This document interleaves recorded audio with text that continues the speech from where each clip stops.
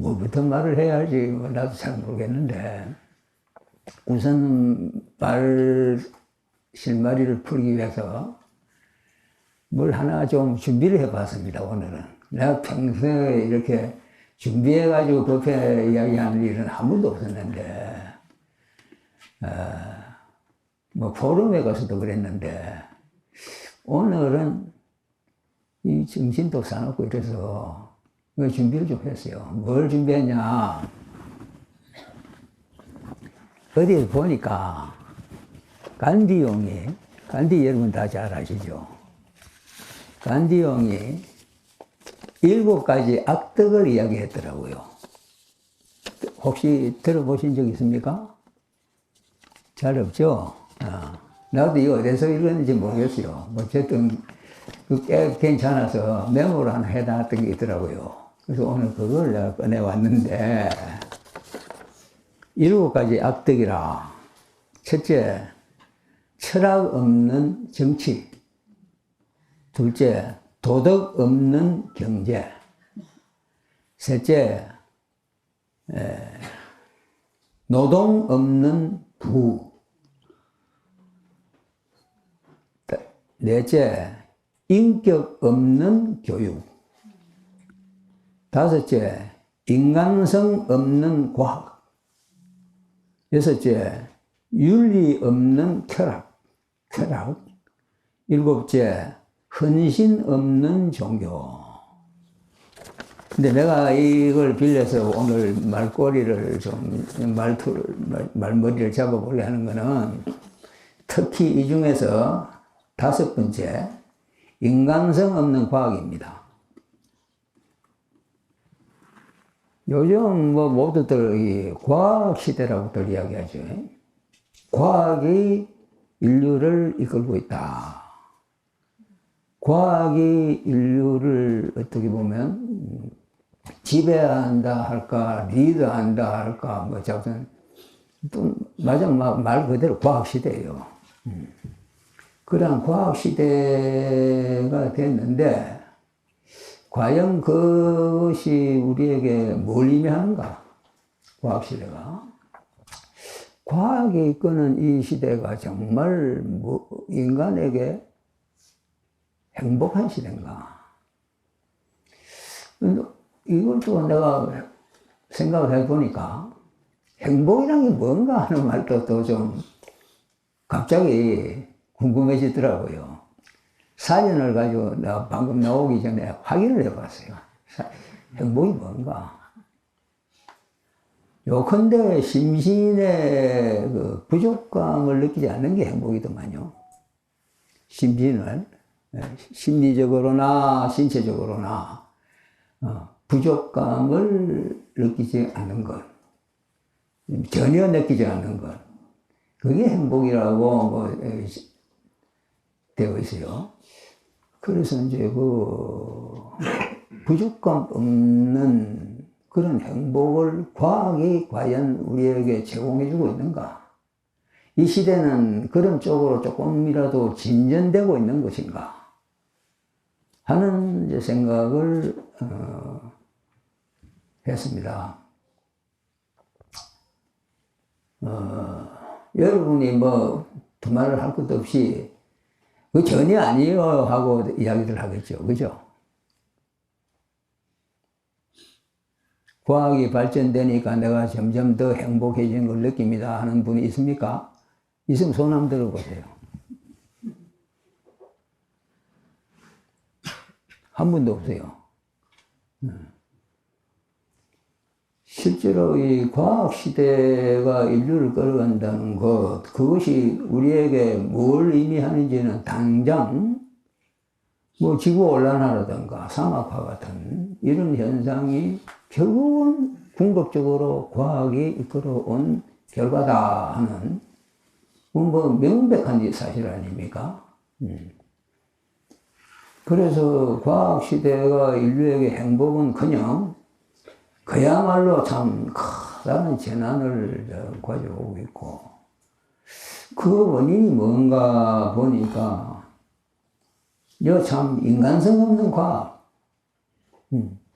말하자면 과학 과학을 위한 과학, 과학 자체를 위한 과학, 그리고 그 전개 과정에 있어서도 과학을 과학자들이 과학하는 태도도 어떤 옛날 고전과학에서처럼 책상머리에서 사유를 하고 하는 게 아니라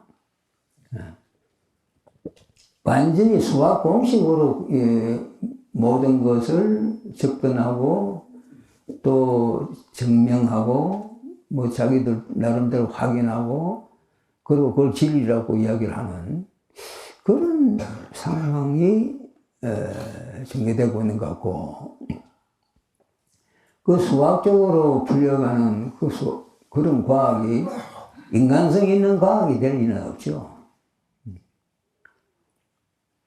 수학에 아무리 머리가 좋은 천재들일지라도 그 수학적으로 뭘 풀어간다는 것하고 예를 들면 시적으로 뭘 풀어간다는 것하고는 너무나 다르지 않습니까? 우리가 그래도 시적으로 뭘 논리를 전개한다거나 하면은 마음도 흐뭇하고 무엇보다도 편안해질 수가 있는데, 물론 시도 나름대로 우리를 선동하고 격동시키고 또는 비탄성을 느끼도록 만드는 그런 시도 있긴 있지만, 대개 시적이라고 하면은 그렇게 참 그야말로 인간적인 것인데, 근데 그 정반대로 이 수학적인 과학, 소위 말하자면 신과학, 이거는 굉장히 참 문제가 많다. 우리 앞에 기다리고 있는 것이 과연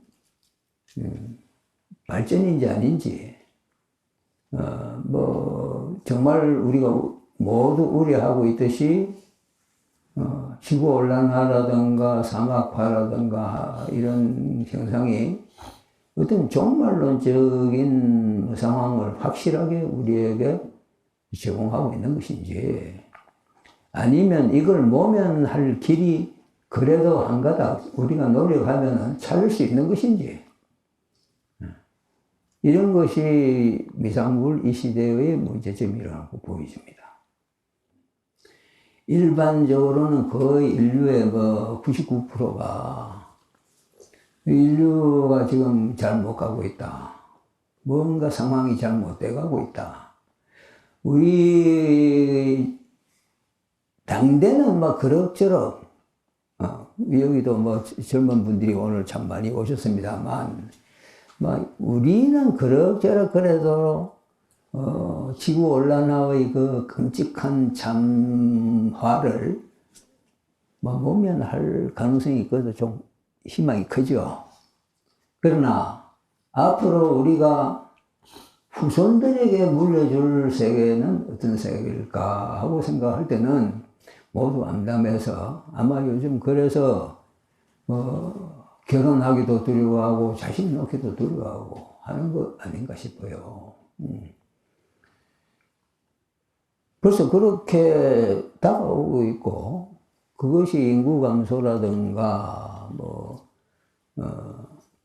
여러 가지 뚜렷한 증상으로 나타나고 있죠. 그리고 그런 것을 뻔히 예견하면서도 과연 우리는 거기에 대해서 어떤 노력을 했는가 자문해 봐야 되겠죠. 오늘 모처럼 오셔서 어떤 기대를 가지고 오셨는지 모르지만, 아주 달콤하고 참 듣기 좋은 이야기로 덕담이나 들려드리는 것은 오히려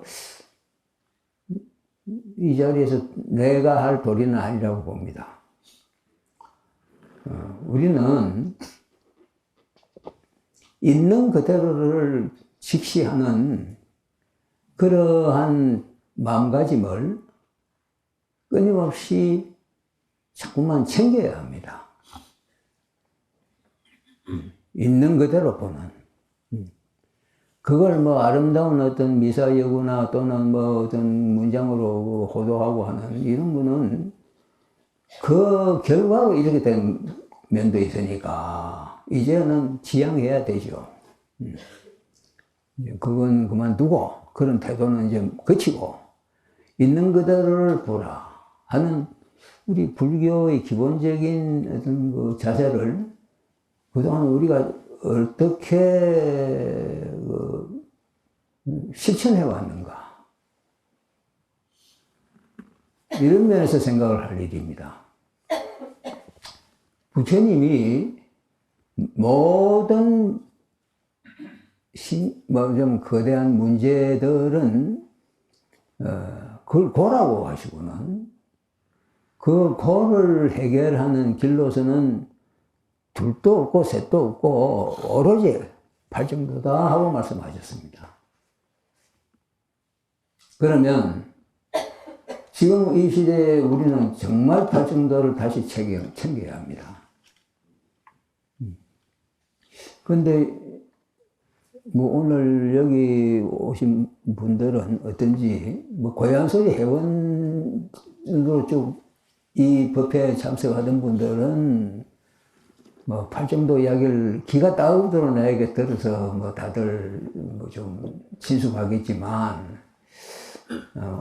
그렇지 않은 분들도 많이 계실 거니까 오늘 여기에서는 그냥 간략하게 팔정도가 결국은 개정해 삼학이라는 것 그리고 그 팔정도는 또한 바로 중도의 실천이라는 것. 이 점만 분명하게 일단 짚겠습니다. 여기서 우리가 개정에 대한 이야기 또한 뭐 많이들 불교 관계 책들은 뭐 많이 이야기합니다. 그래서 되게 아실 거예요. 계율과 선정과 지혜. 뭐 이건 다 아실 테고, 우리 입장에서는 이제 중도, 특히나 그 과학이라든가 관계에서도 중도는 무언가. 이런 측면을 깊이 생각해 보았으면 좋겠다 싶습니다. 중도. 부처님이요, 토전법륜경에서 처음으로 오비구에게 법을 설하시는 자리에서 내가 발견한 중도는 이라고 합니다. 내가 깨달은 그 발견이라고 번역을 할지 깨달음이라고 번역, 보통은 깨달음이라고 번역도 많이 합니다. 내가 깨달은 바 중도는 팔정도다, 또 사성제다, 뭐 이런 논리 전개가 되는데, 그건 달리 말하면요, 팔정도가 진리이고 사성제가 진리인 것은 그것이 중도에 맞고 중도와 합치되기 때문입니다. 만일 중도와 맞지 않다면 그 진리가 아닌 거예요. 그만큼 중도란 것은 불교에서 핵심입니다. 그러나 역사에서 중도처럼 팔자가 기구한 것도 없어요.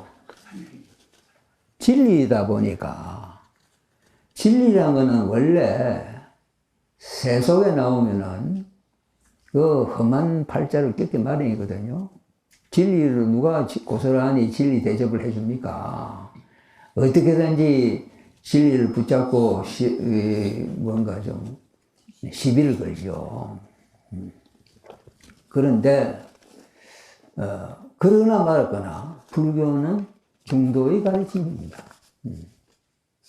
그리고 진리를 재는 기준도 중도에 맞나 안 맞나입니다.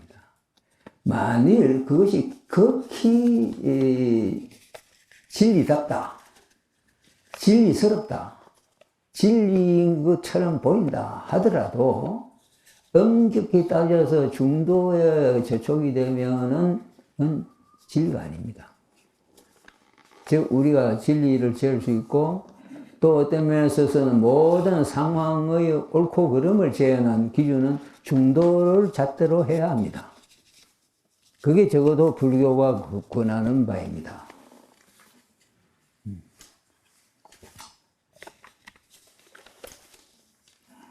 그렇게 중요한 게 중도인데, 이 중도가 역사적으로 보면은, 예를 들면은, 팔정도의 중도에 가장 유사한 것이 용수보살님의 팔불중도예요.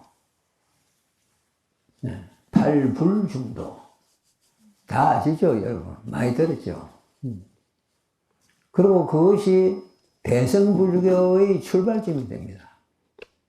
기본이 돼요. 그런데, 그걸 우리가 자세히 보면은, 팔불중도는 이미요, 불생불멸식으로, 불일불이식으로 상당히 개념화되겠습니다. 이미, 제가 이런 말을 하는 건 대단히 외람된 말이지만, 용수보살님의 중도 사상은 어떻게 보면 형이상학적 관념적 중도지, 정말 중도일까? 중도에 맞는 것일까? 우리가 적어도 만사를 재는 기준으로 삼아야 할 중도가 될까? 그렇게 만사를 재는 기준이라면 보편성이 있을 뿐만 아니라 그게 평이해야 합니다. 진리는 평이합니다. 만일 평이하지 않고 대단히 논리적인 복잡한 과정을 필요로 한다면은 그건 이미 진리가 아니죠. 그래서 과학이 아무리 수학적으로 옳고 논리적으로 옳고 또 자기들 방식으로 아무리 점검해봐도 틀림없는 확인된 사실이다고 이야기를 할지라도 우리가 봐서 첫째, 편안하지 않다. 알면 알수록 안 편해진다 하면 그건 일단 좀 회의를 가질 만합니다. 근데 지금 다가오고 있는 이 문제, 지구온난화, 사막화, 이거 어떻게 피합니까? 여러분 피할 재주 있어요? 이건 그야말로 참 진짜 재난이죠. 이렇게 사태를 만든 것, 이게 만일 과학이고, 그리고 그 과학이 그렇게 되는 이유는 또 뭔가? 이 과학이 말이요, 과학자들이 과학인가? 아니면은 자본주의라든가 국가주의의 과학인가?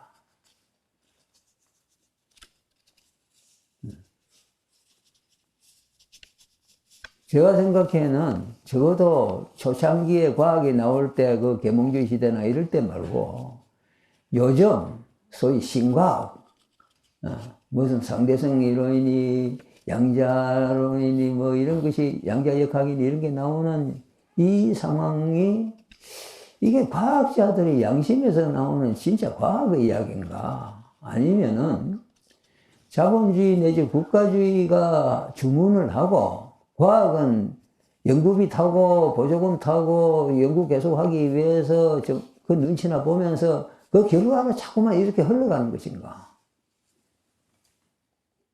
그러나 요새는 거대한 자본이 받쳐주는 복잡다단한, 예를 들면 뭐 가습기 같은 거. 제네바 가습기 여러분 다 알죠? 그거 어디 개인이 만들 수 있습니까? 한 국가도 못 만들어요. 여러 나라가 다 결합을 해가 단합을 해서 다 돈을 내고, 우리나라도 그 한몫 들어서 돈을 냈다더만. 그래야 겨우 그게 만들어져서 거기서 뭘 하고 있는데, 그게 힉스 입자를 발견하고 뭘 어쩌고 뭘 어쩌고 하는데 도대체 그게 왜 우리에게 필요한지 나는 모르겠어요. 왜? 그래서 무슨 뭐 우주의 기원을 조사해 보겠다. 우주의 기원 알아 뭐합니까? 네? 그게 왜 필요합니까? 나사니 무슨 뭐 이런 기구들이 하고 있는 연구들이 도대체 우리에게 무슨 관계가 있어요? 기껏해야 살상무기만 자꾸 발달하고 그게 무슨 과학이냐고. 그게 무슨 기술이고. 기술은요, 도와 관계해서 파악해야 합니다. 진리를 추구하는 것은 도예요. 그리고 진리가 아닌 세속적인 효용이나 이용 가치를 추구하는 것이 술입니다. 예술도 예를 들면 뭐 예술이 진리 추구하는 거 아니죠? 예를 들면 뭐 오페라가 뭐 아무리 아름다워 봐야 그거 진리하고는 관계없어요, 솔직히. 한때의 우리 감정적인 어떤 정서적인 뭐 위안 또는 즐거움을 줄 따름이지. 진리를 추구하는 것은 도고, 진리와 관계 있는 것은 도고, 진리와 관계없이 인간의 편이라든가 감성이라든가에 관계되는 것은 술입니다. 그래서 기술이라 하지요. 이 기술, 이런 기술이 이제 자꾸 과학을 오히려 말하자면 도리어 역전해서 선도를 한다. 앞장서서 과학으로 하여금 방향 감각을 잡도록 만드는 게 기술이다. 기술적 필요성이다 하면은 그 과학은 이미 기술의 노예지요. 그런데 뭐 그게 진리하고 무슨 관계가 있겠어요? 그럴수록 과학은 점점 국가와 자본에 예속돼 버립니다. 그리고 그 결과가 뭐 좀 너무 극단적이겠지만 지구 온난화가 단적인 예입니다. 여러분은 뭐 신문이나 언론에 매일 속아가지고 경기가 어떻다, 먹고 살기가 힘든다, 물가가 오른다 내린다, 뭐 이것에 온통 신경을 씁니다. 그거는요 구조적으로 속고 있는 거예요. 물가야 오를 수도 있고 내릴 수도 있습니다. 그런데 그게 그렇게 우리에게 중요한 거 아니에요. 물론 장바구니하고 바로 연결되니까 여기 여성분들이 많은데 물론 중요하겠지만, 아니 그래 장바구니 가득 채워가지고 자식들 가족들 잘 먹여가 사는 건강은 찢는데 사막화 현상을 해가지고 지구온난화 속에서 내몰아 놓는 게 그게 무슨 자식 위한 게입니까? 그게 정말 중요한 겁니까? 아니거든요.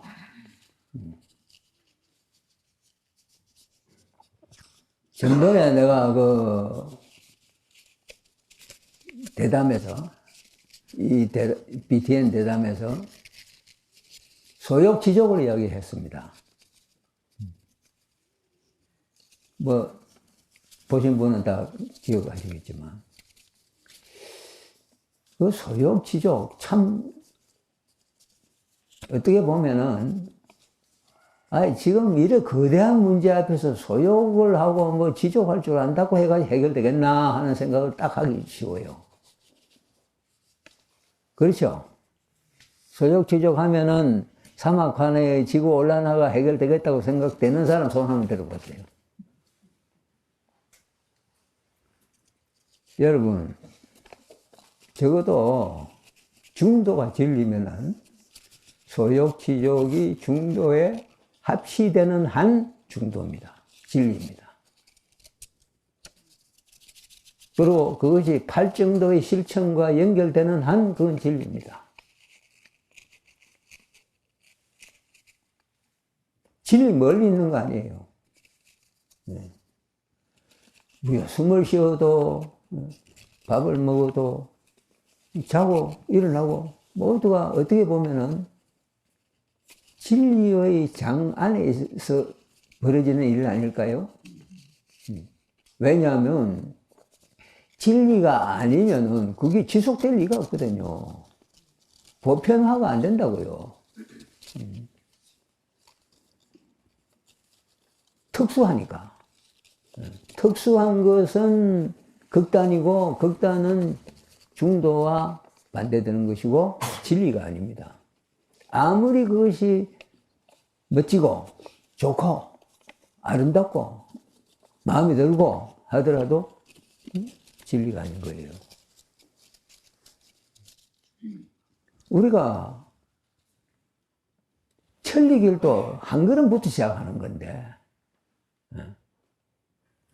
소욕을 한번 실천을 해보기 시작하면은 그 거대하고 막연해 보이는 그런 큰 꿈마저도 소욕의 연장선에서 이루어질 가능성이 있다고요. 근데 그러려면은 반드시 지족이 겹쳐야 돼요. 왜냐하면 지족할 줄 모르면 소욕을 지속을 못해. 발전을 못해. 그래서 소욕하고 지족하고는 반드시 같이 가야 되고 그 소욕 지족을 우리가 실천하는 것이 사실은 팔정도를 실천하는 거다 이게요. 즉 여러분이 부처님 법을 실천하게 되는 거예요. 오늘 내가 예를 들면 장바구니를 들고 마트를 갔어. 그래서 이것 보고 이거 사고 저것 보고 저거 사고 이래서 장바구니 가득 채워가지고 또 요새는 뭐 차들 다 있으니까 차에 턱 싣고 집에 가서 그걸로 끝이요. 냉장고에 집어넣어버리고 끝나. 뭐 언제 먹을지는 몰라.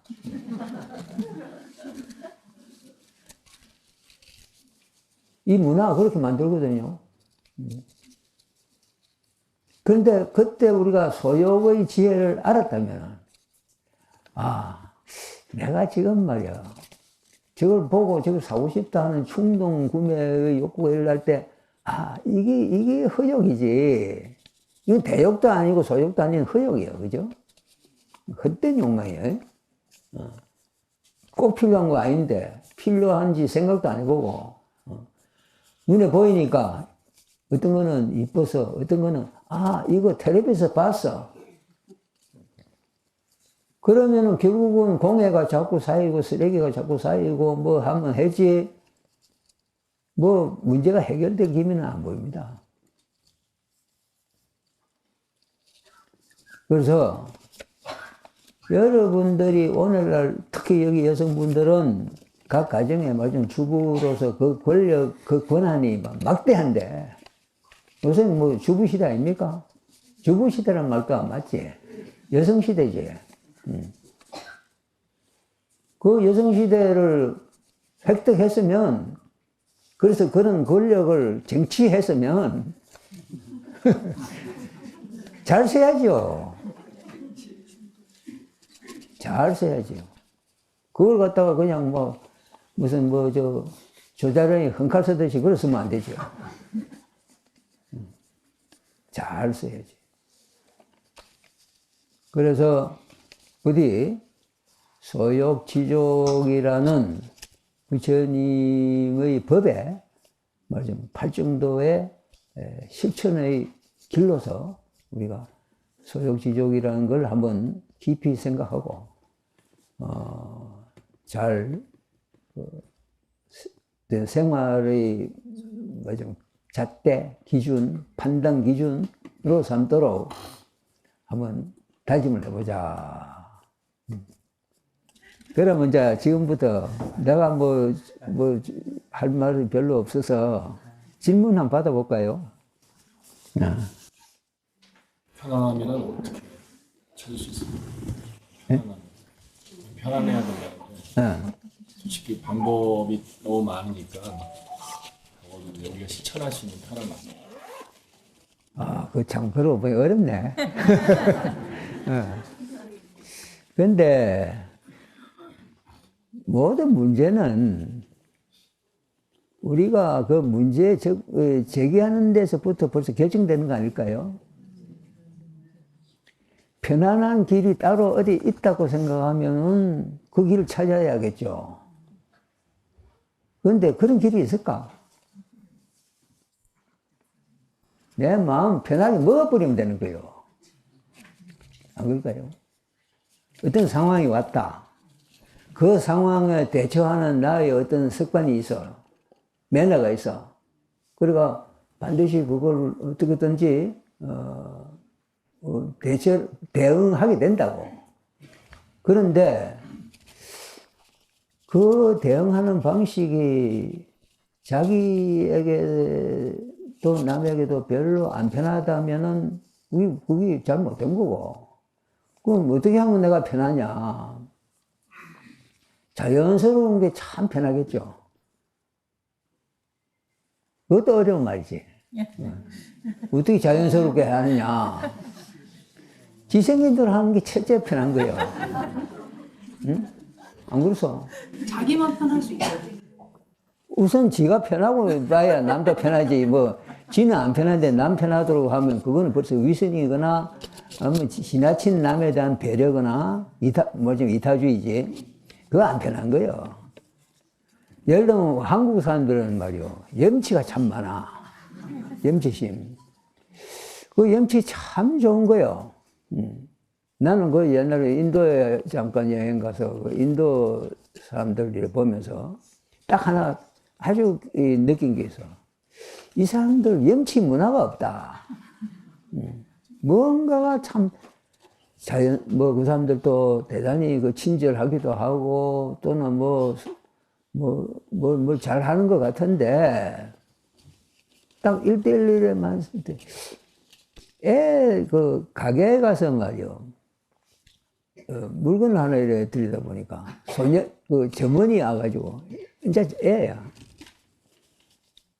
What's your name? 예? 지단은 외국인은 이제 한번 만나는 이제 그 기분 내 본다고 그런 거 몰라도 애가 어른 보고 What's your name? 그걸 딱 보면서 이게 무례하는 게 아니라 도대체 염치 문화가 없다. 나는 이렇게 생각했어요. 우리가 이 사바세계에 살면서 진리를 대하는 태도도 진리가 따로 어디에 멀리 있는 게 아니라 사실은 내 속에 또 내 주변에 이미 구현되어 있다. 우리는 매일 그 속에서 살고 있다. 마치 공기를 마시고 살듯이 진리를 마시고 살고 있다. 그 생각하고 그거에 걸맞게 편안하게 지성인대로 살면 그게 참 자연스럽지 않을까. 내가 그 사람에게 유별나게 친절을 해야 된다든가 유별나게 그 사람에게 뭘 받아서 얻으려고 한다든가 하는 게 없다면 뭘 바라보는 것도 없고 뭐 굳이 내가 그 사람에게 친절을 해야 한다는 생각도 없고 또 그렇다고 그 사람을 뭐 가볍게 함부로 대하는 것은 예의에 어긋나니까 일반 상식 예의에 맞춰서 살면 우리 사람에게 해가 될까? 해악이 될까? 하는 생각이 드네요. 우리가 뭘요? 너무 잘하려 하기 때문에 참 스스로 불편하고 남 불편하게 만드는 일이 많습니다. 너무 잘하려는 거. 그러려면은, 당장 오늘 이런 이야기도 그렇죠. 내가 만일 오늘 대단히 감동적 법문을 해야겠다고 너무 잘하려고 마음먹었으면 아마 아까 벌써 내려갔겠죠. 이 자리에서부터. 근데 안 내려가려고 버틴 게 뭐냐면, 아마 잘할 생각 하지 말자. 잘하려는 생각이 있어서는 안 돼요. 여러분들도 한국인들이 말이요, 잘하려고 하고 남에게 좀 뭔가 약점 안 보이고 결함 안 보이려고 애를 쓰는 게 조금은 소심한 거하고 연결돼서 너무 심해. 그런 측면이. 세상에 제일 고약한 게 배신이야. 배신 안 하기만 하고 살면은 뭐 그 사람 참 양심껏 바르게 좋게 잘 사는 거예요. 그런 거니까 큰 뭐 어마어마한 선을 행하려 하지 말고 될 수 있으면 배신하지 마시오. 남이 기대하면은 그걸 내가 100% 부응을 못한다 하더라도 의도적으로 저버리지 마란 말이에요. 실수로 저버릴 수는 있어. 역량이 모자라서 저버릴 수 있어. 그러나 의도적으로는 저버리지 마라. 그걸 부처님도 그렇게 말씀하거든요. 의도적인 행위가 업이다 이 말이에요. 업. 우리가 업짓는다 하는 이 업. 업이 주도되고 윤회도 하는데 그 업은 의도적인 행위라요. 아시겠습니까? 그리고 의도적인 행위는 어디서 나오느냐 하면 위에서 나와요. 바로 말 그대로 위에서. 불교에서 마음을 심의식으로 분류를 해요. 심의식. 그 중에서 위. 예를 들면 경에도 이런 말이 있어요. 신구심삼행, 신구의삼업 이런 말이 있거든. 이게 무슨 말인지 가서 불교책 사진이라도 한번 찾아보세요. 꼭. 왜냐하면 대단히 중요하기 때문에. 신구심, 즉 몸으로, 입으로, 마음으로 하는 것은 행위다. 이래요. 그때 행위란 건 뭐냐면 무명이 있으면 행위 있고 행위 있으면 식이 있고 하는 그 12연기의 행.